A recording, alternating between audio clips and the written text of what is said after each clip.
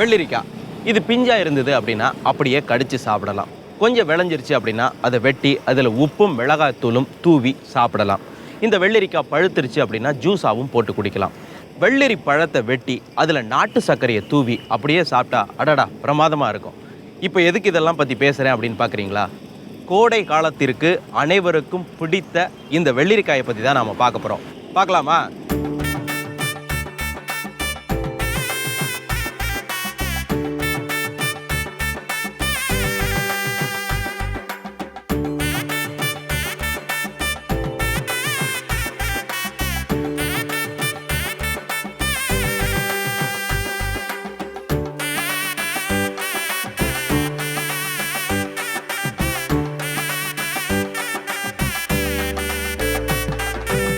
வெள்ளரிக்காய் சிறியவர்கள் முதல் பெரியவர்கள் வரை விரும்பி சாப்பிடக்கூடிய காய். இது தமிழகத்தின் பல்வேறு பகுதிகளில் அமோகமாக விளையுது. ஒவ்வொரு இடத்திலும் ஒவ்வொரு சுவையுடன் இந்த காய் இருக்குது. இதற்கு காரணம் அந்த பகுதியில் இருக்கும் மண் வளம், தட்பவெட்ப சூழ்நிலை தான். இந்த வெள்ளரிக்காய் உடலுக்கு குளிர்ச்சியை தரும், பசியை தூண்டும், நாவறட்சியை போக்கும், உடலுக்கு நீர் சத்தை கொடுக்கும். இந்த வெள்ளரிக்காயினுடைய பூர்வீகம் எது? வெள்ளரிக்காய் இது இந்திய மண்ணுக்கே உரியது.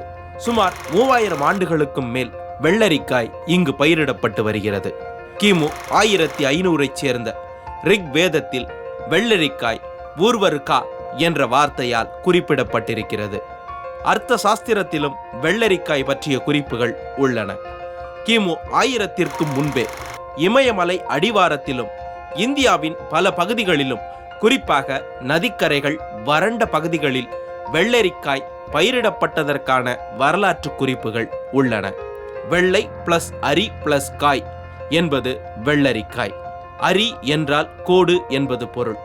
பச்சையான காய் மேல் வெள்ளையான கோடுகளை கொண்டது இந்த காய் என்பதால் வெள்ளை அரி காய் என்பது பெயராக மாறியது. வெள்ளை அரிக்காய் என்பதுதான் பேச்சு வழக்கில் வெள்ளரிக்காய் என்று மாறியது. சுமார் 3000 ஆண்டுகளுக்கு முன்பாகவே டைகிரிஸ் நதியோர குடியிருப்புகளில், குறிப்பாக தற்போதைய பாக்தாத் பகுதியில் வெள்ளரிக்காயில் ஊறுகாய் தயாரிக்கப்பட்டிருக்குது. ரோம் அரசர் ஜூலியஸ் சீசருக்கும் இந்த வெள்ளரிக்காய் ஊறுகாய் இல்லாமல் சாப்பாடு இறங்காதாம். அதே மாதிரி எகிப்திய பேரழகி கிளியோபாட்ராவின் தினசரி உணவுல வெள்ளரிக்காய் ஊறுகாய் இருந்துதான். அது கூட கிளியோபாட்ராவின் பேரழகுக்கு ஒரு காரணம் என்பது சில ஆய்வாளர்களின் கருத்து. மாவீரன் நெப்போலியன், குயின் முதலாம் எலிசபெத், ஜார்ஜ் வாஷிங்டன் இப்படின்னு வெள்ளரிக்காய் ஊறுகாயினுடைய ரசிகர்களை பட்டியல் போட்டுக்கிட்டே போகலாம். என்னோட இருக்கிறது கவியரசு கண்ணதாசனுடைய மகள் கலைச்செல்வி சொக்கலிங்கம் அவர்கள். வணக்கம்மா.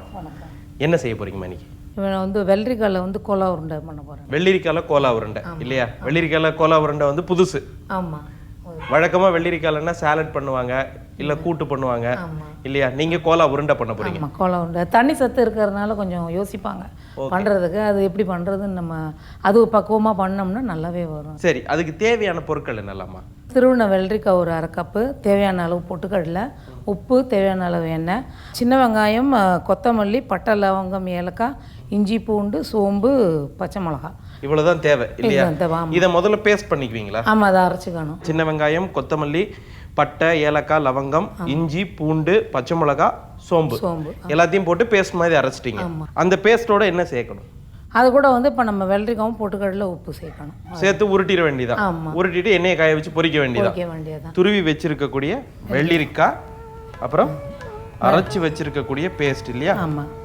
அந்த பேஸ்ட், அப்புறம் பொட்டுக்கடலை மாவு, இது மூணையும் ஒன்றா கலக்க போகிறோம். ஆமாம். முதல்ல இதில் நல்லா தண்ணி சத்து நிறைய இருக்கும். அதனால நல்லா இருக்க புழிஞ்சு எடுக்கணும். மொட்டை புழிஞ்சிலன்னா எண்ணெயில் பிரிஞ்சிடும்.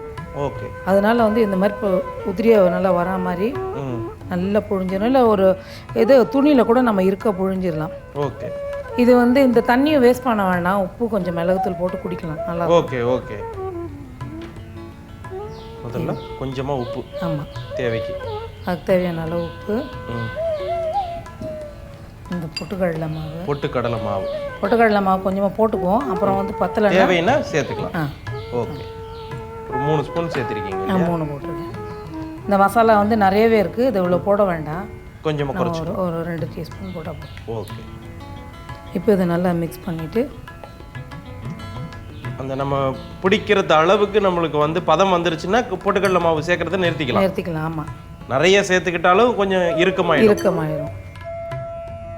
அவ்வளோதான். இது கரெக்டாக இருக்குது. இது உருட்டுற பதம் கரெக்டாக இருக்குது. ஓகே, அதனால இது போதும். இப்போ நம்மளுக்கு நல்லா பிசைஞ்சிட்டு உருட்டி வைக்க வேண்டியதா இல்லையா? இந்த மாதிரி சின்ன சின்ன உருண்டையாக உருட்டி வச்சுக்கலாம். இப்போ இதை தனியாகவும் நம்ம வந்து ஒரு ஸ்டார்டர் மாதிரி எடுத்து சாப்பிடலாம். அதுவும் நல்லாயிருக்கும். நல்லாயிருக்கும். அதுவும் நல்லாயிருக்கும். இல்லை புடலங்கால, வாழைப்பூவில், பீட்ரூட்டு, கேரட் இதெல்லாம் இதே மாதிரி பண்ணலாம். இதே மாதிரி நம்ம வெள்ளரிக்காய் கோலா உருண்டைக்கு நம்ம உருண்டையை உருட்டி வச்சாச்சு. இப்போ எண்ணெயை காய வைக்கணும் இல்லையா? அதை அடுப்பை பற்ற வச்சுட்டு எண்ணெயை காய வச்சிடும்.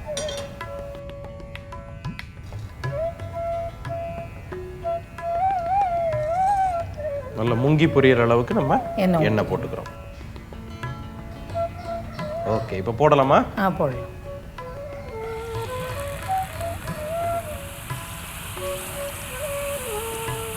இது வெள்ளரிக்காங்கனால ரொம்ப நேரம் வேகணும்னு கூட அவசியம் இல்லை. செவந்தோன்னு எடுத்துடலாம். இது நம்ம துருவி காய்கறி, எந்த காய்கறி துருவி போட்டாலும் ஒரு இந்த சூட்டுக்கே வெந்துடும். ஓகே,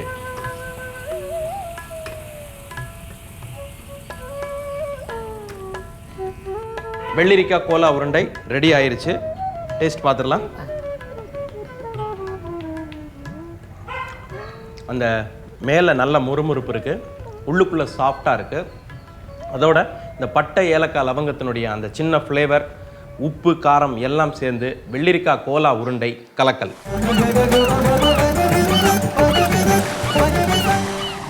இந்தியாவிலிருந்து தான் கிரீஸுக்கும் ரோமுக்கும் வெள்ளரிக்காய் பரவி இருக்கிறது.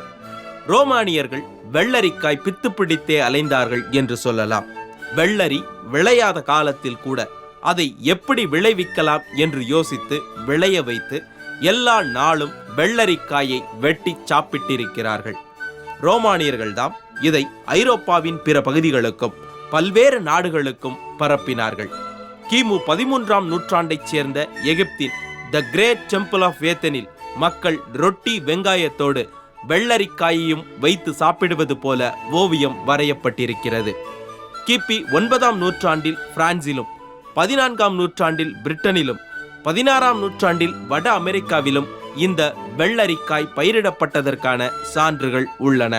அதே போல வெள்ளரி இந்தியாவிலிருந்துதான் சீனாவுக்கும் பரவியிருக்கிறது. சீனாவின் வழியாக ரஷ்யாவின் சில பகுதிகளுக்கும் இந்த வெள்ளரி சென்றிருக்கிறது. இன்று உலகத்தில் விளையும் வெள்ளரியில் சுமார் 60% சீனாவில்தான் விளைகிறது. சீனர்கள் சாலட், ஊறுகாய், ஜாம் மட்டுமல்லாமல் வெள்ளரியை பல விதங்களில் பயன்படுத்துகிறார்கள். நமக்கு சமையலில் வெங்காயம் எப்படியோ அதே போல சீனர்களுக்கு வெள்ளரி. என்னோட இருக்கிறது சந்திரிகா இந்திரகுமார். வணக்கம்மா. வணக்கம். என்ன செய்ய போறீங்க? இப்போ வெள்ளரிக்காய் குழம்பு செய்ய போறேன். வெள்ளரிக்காய் குழம்பு. இதுக்கு தேவையானது என்ன? இதுக்கு தேவையானது பொடியாக அரிந்த வெங்காயம், வெங்காய விழுது, தக்காளி பொடியாக அரிந்தது, தக்காளி விழுது, தேங்காய் விழுதாக அரைத்தது, புளி கரைச்சல், கடுகு, உளுத்தம்பருப்பு, மஞ்சள் பொடி, கறிவேப்பிலை, உப்பு, மிளகாய்த்தூள், மல்லித்தூள், கரம் மசாலா பொடி, தேவையான எண்ணெய், அரிந்த வெள்ளரிக்காய். இப்போ வெள்ளரிக்காய் குழம்புக்கு முதல்ல வெள்ளரிக்காயை ஃப்ரை பண்ணிக்கணும். சரி, பண்ணலாமா? ஓகே. இதில் எண்ணெய் ஊற்றிக்கலாம். இது பொரிக்கிற அளவுக்கு எண்ணெய். ஆமாம்.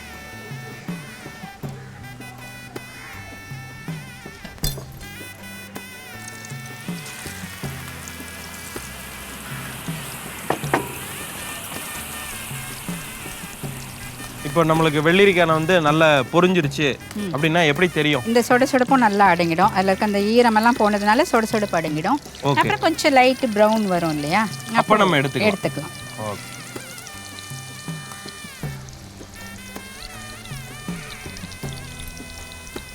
நம்மளுக்கு நல்ல வெள்ளரிக்காய் பொரிஞ்சு வந்துருச்சு இல்லையா? இந்த பதத்தில் நம்ம எடுத்துடலாம். இப்போ நம்ம வெள்ளரிக்காய் குழம்பு செய்யறதுக்கு வெள்ளரிக்காயை எண்ணெயில் பொரிச்சு எடுத்து வச்சிட்டோம். அடுத்தது என்ன? அடுத்தது திரும்ப இந்த வானாவை வச்சு அதில் கடுகு, உளுத்தம் பருப்பு எல்லாம் தாளிச்சு இந்த இன்க்ரீடியன்ஸ் எல்லாம் போட்டுட்டு திரும்ப நம்ம அந்த குழம்புக்கு இப்போ தயார் பண்ண போகிறோம்.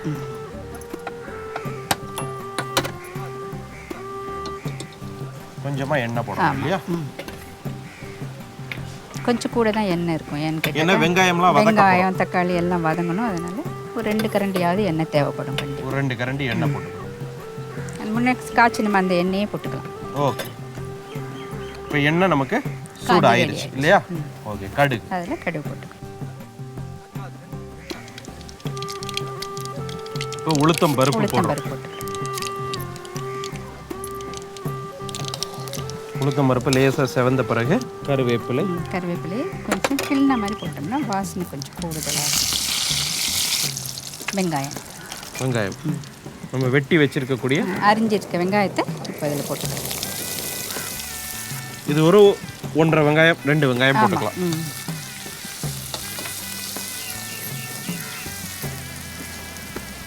இப்போ வெங்காயம் விழுது அரைக்கிறது அப்படிங்கிறது அந்த வாசனைக்காகவும் குழம்பு கன்சிஸ்டன்சி. ஆமாம், கன்சிஸ்டன்சிக்காக. ஓகே. இந்த வதக்கிறத விட இது இன்னும் விழுதாக போடும்போது உங்களுக்கு இன்னும் நல்ல வாசனை வரும். ஓகே.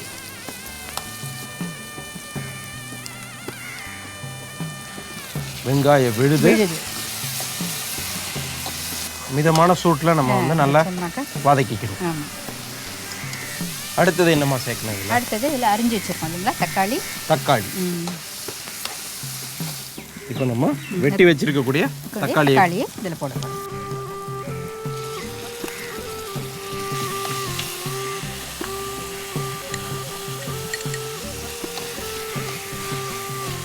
இது கொஞ்சம் வதங்கினதை நம்ம அரைச்சி வச்சுருக்கோம். சரி. இப்போ இந்த தக்காளியும் அரைச்ச தக்காளியும் போட்டுக்கலாம் நம்ம.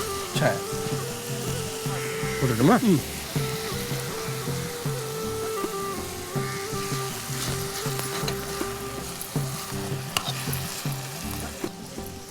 இதெல்லாம் தான் கொஞ்சம் வதங்கிறதுக்கு நேரம் இருக்கும்.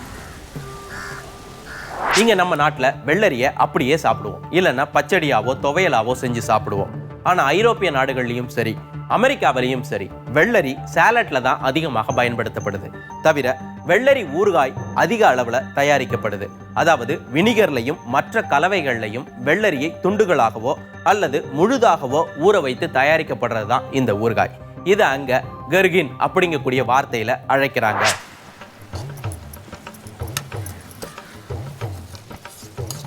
மசாலா சேர்க்குற பக்கம் வந்துருச்சா? இல்லை, முதல்ல புளி தண்ணி ஊற்றணும். முதல்ல புளி தண்ணி தான் சேர்க்கணும். ஆமாம். ஓகே.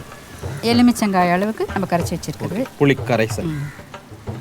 இதில் இப்போ மிளகாத்தூள், தனி வத்தல் தூள் இல்லையா? ஆமாம், வெறும் மிளகாத்தூள் 1 ஸ்பூன் போடுறோம். 1 ஸ்பூன் அளவுக்கு போட்டுக்கிறோம். அடுத்தது மஞ்சள் தூள் போட்டுக்கலாம். மஞ்சள் தூள், உப்பு. இது நம்ம தேவைக்கு ஏற்ப நம்ம டேஸ்ட்டுக்கு எடுத்தது தான் உப்பும் காரமும். சரி, நம்ம டேஸ்ட்டுக்கு ஏற்ற மாதிரி செஞ்சுக்கலாம்.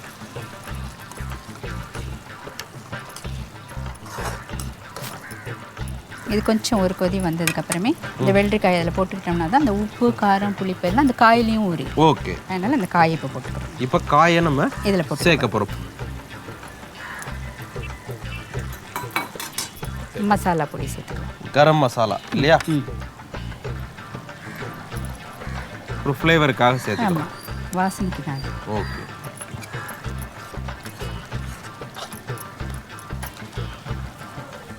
இதுக்கு பிறகு என்னமா சேர்க்கணும்? மல்லிப்பொடி, மல்லித்தூள் இல்லையா?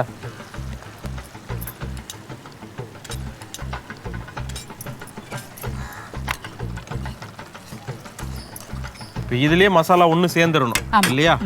ஒன்று சேர்ந்து கொதிச்சு வந்த பிறகுதான் நம்ம அரைச்சி வச்சிருக்கக்கூடிய தேங்காய் போட்டு ஒரு கொதி வந்ததும் இறக்கிடலாம். ஓகே. இப்போ நம்மளுக்கு மசாலாலாம் ஒன்று சேர்ந்துருச்சா? சேர்ந்துருச்சு, எல்லாம் நல்லா சேர்ந்து கொதிச்சிடுச்சு. எண்ணெய் பிரிஞ்சு வர அளவுக்கு நல்லா கொதிச்சிடுச்சு. இப்போ நம்ம தேங்காய் சேர்த்து ஒரு கொதி. இப்போ தனியாக அரைச்சி வச்சிருக்கக்கூடிய தேங்காய், இது ஒரு அரைமுடி தேங்காய். அரைமுடி தேங்காய் எப்படி சேர்த்துடலாமா? சேர்த்துடலாம்.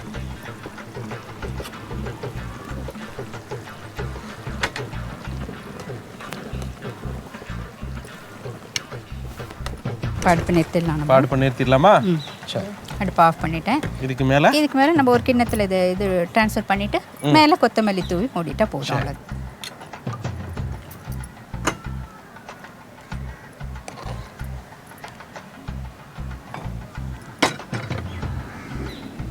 அவ்வளோதான். வெள்ளரிக்காய் குழம்பு டேஸ்ட் பார்க்குறேன். அந்த வெள்ளரிக்காய் வந்து எண்ணெயில் போட்டு பொரிச்சது ஒரு தனி சுவையாக இருக்குது. அதோட இந்த உப்பு காரம் இது எல்லாமே ரொம்ப நல்லா இருக்குது. மொத்தத்தில் வெள்ளரிக்காய் குழம்பு அபாரம்.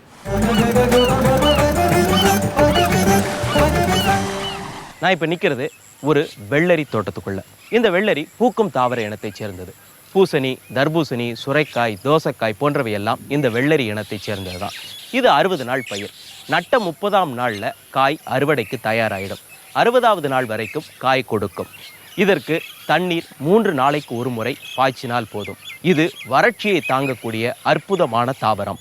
லெபனிஷ் வெள்ளரி, மத்திய ஆசிய வெள்ளரி, பெர்சிய வெள்ளரி, ஆப்பிள் வெள்ளரி என்று உலகமெங்கும் வெள்ளரியில் பல வகைகள் உள்ளன. இந்தியாவிலும் வெள்ளரியில் சில வகைகள் இருக்கின்றன. வட மாநிலங்களில் விளையும் பூனாக்கீரா, இது நீர்ச்சத்து கொண்ட இனிப்பான வெள்ளரி வகை. ஹிமாங்கே வெள்ளரி, காக்டி வெள்ளரி, பிளண்டே வெள்ளரி, இது எல்லாம் மேலும் சில வகைகள்.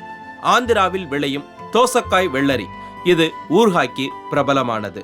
பார்ப்பதற்கு மஞ்சளாக பெரிய சைஸ் எலுமிச்சை மாதிரி உருண்டையாக இருக்கும். ஆந்திராவின் இன்னொரு வகை வெள்ளரி சாம்பார் வெள்ளரி, இது சாம்பார் வைப்பதற்கு மிகவும் பிரமாதமாக இருக்கும். என்னோட இருக்கிறது மிஸ்ஸஸ் மகாலட்சுமி. வணக்கம்மா. வணக்கம். என்னம்மா செய்ய போறீங்க? குக்கும்பர் கீர். வெள்ளரிக்காயில கீர் பண்ண போறீங்க இல்லையா? ஓகே. இந்த வெள்ளரிக்காய் கீர் பண்றதுக்கு என்னெல்லாம் தேவை? நெய், வெள்ளரிக்காய், பால், மில்க் மேட், சர்க்கரை, முந்திரி, குங்குமப்பூ. நம்ம இப்போ குக்கும்பர் கீர் செஞ்சிடலாமா? செஞ்சிடலாம். நெய். நெய்.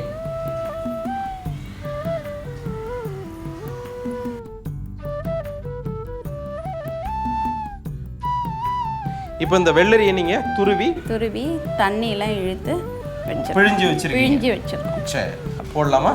போடலாம். அவ்வளோத்தையும் போட்டுடலாமா? போட்டுடலாம்.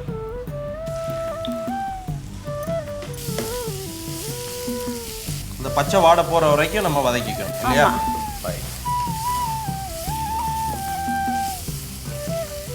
கொஞ்சமா பால், கொஞ்சமா பால், வேகிற அளவுக்கு இன்னும் கொஞ்சம்.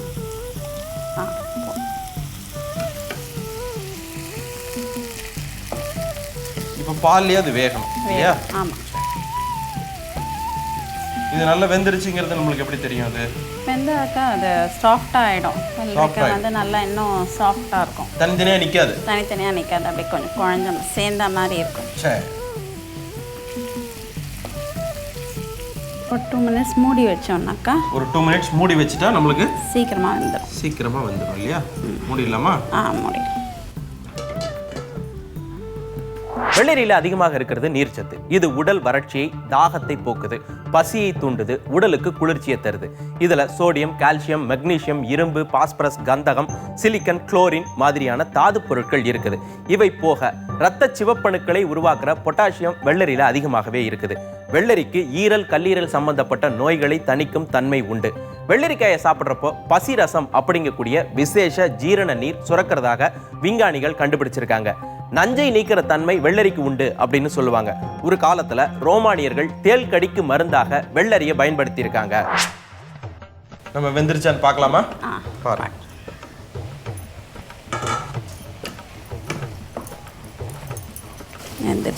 வெந்திருச்சு. இப்போ நம்ம எடுத்து வச்சிருக்கக்கூடிய பாலெல்லாம் இதில் விட்டுடலாம். இதில் சேர்க்கணும் இல்லையா? ஆமாம்.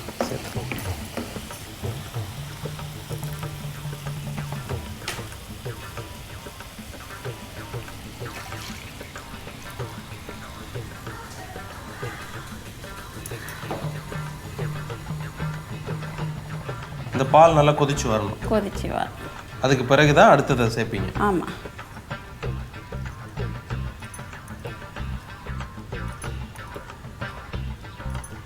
இப்போ நம்மளுக்கு பால் நல்லா கொதிச்சு வந்துருச்சு இல்லையா? இப்போ என்ன சேர்க்க போறீங்க? சர்க்கரை. ஒரு 200 கிராம். ஸ்வீட் நிறைய வேணும் அப்படின்னா கொஞ்சம் ஜாஸ்தி போட்டுக்கலாம். உங்க டேஸ்ட் பிரகாரம் போட்டுக்கலாம். இப்போ போடலாமா? போடுங்க. நல்லா. எவ்வளவு போதும் பாருங்க. போதுமா? ஒன்று சேரணும் இல்லையா? அது ஒன்று சேரணும். ஒன்று சேர்ந்து அந்த பாகு பிடிச்சி வரணும் பாலோட. ஆமாம். சர்க்கரை கரைஞ்சிருச்சு. சர்க்கரை கரைஞ்சாச்சு இல்லையா? அடுத்தது என்ன இப்போ மில்க் மேட் வேணும்.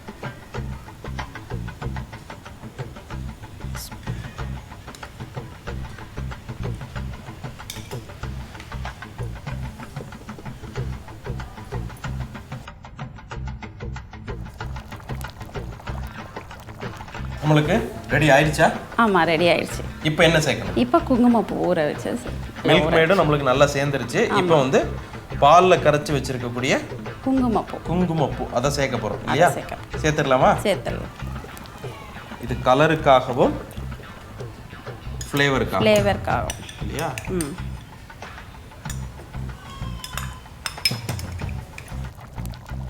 ரெடியா? ரெடி. குக்கும்பர் கீர் ரெடி ஆயிடுச்சு. இப்போ நம்ம முந்திரிய நெய்யில் வறுக்க போறோம் இல்லையா? ஆமாம்.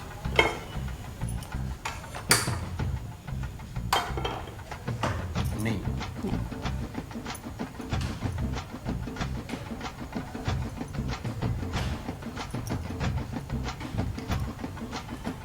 நெய் காஞ்சிருச்சா? நெய் காஞ்சிருச்சு. இப்போ முந்திரி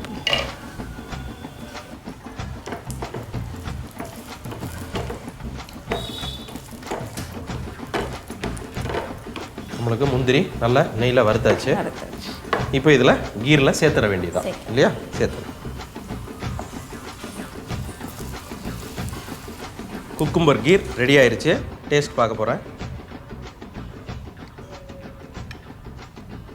அந்த குக்கும்பர்னுடைய ஃப்ளேவரும் குங்குமப்பூனுடைய ஃப்ளேவரும் சேர்ந்து ரொம்ப நல்லா இருக்கு. குக்கும்பர் கீர் தித்திப்பு. 20ஆம் நூற்றாண்டில் தான் வெள்ளரி உணவா மட்டுமில்லாமல் அழகு சாதன தயாரிப்புகளுக்கான மூலப்பொருளாகவும் மாறியது. சோப்பு, ஷாம்பு, கிரீம், ஃபேஸ் வாஷ்னு இப்போ வெள்ளரி அழகு சாதன பொருட்கள் எங்கும் நிறைஞ்சிருக்குது. அளவுக்கு அதிகமான வேலை அழுத்தத்தால மண்டை சூடாகி போய் உட்கார்ந்துருக்கீங்கன்னா போய் 4-5 வெள்ளரி பிஞ்சை சாப்பிடுங்க, அல்லது வெள்ளரி சாலட்டை சாப்பிடுங்க.